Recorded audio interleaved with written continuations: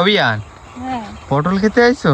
আরে হ্যাঁ, ভাবছি কালকে কটা পটল চিংড়ি করবো, তার জন্য পটল নিতে আসলাম। ও ঠিক আছে, আমরাও কিন্তু পটল চিংড়ি খাবো। ঠিক আমাদের আছে, বিশাল দেবো ভালো লাগে দেবো, আরে দেবো, ঠাকুরকেও দেবো, এই সরি বিয়ায় দেবো। তো দেখো নতুন গাছে কি সুন্দর পটল ধরেছে, জানো তো, এই পাশে ওই পাশে।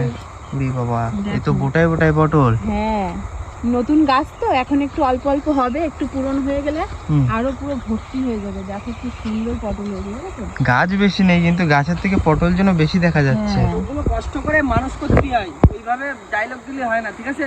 হ্যাঁ, তুমি চুপ করো, বেশি কথা বলো না। কত কষ্ট করে লাগাই মানুষ করেছি জানো তুমি? সে তো আমি দেখি, তুমি গিয়ে মাঠে, এসব পটল এখন যাব বাজারে গিয়ে 150 টাকা কেজি। তুমি মাঠে আসো কিনা আমি দেখি, বুঝলে? তুমি নাটক করো না। আসে মাঠে, আসে বিয়ান? আসে না, খুব কম আসে। যখন আমি আসি তখন আমার সাথে সাথে একটুখানি আসে। দেখছো, সত্যি কথা বেরোলো। আসি মাঠে। আমরা জানি।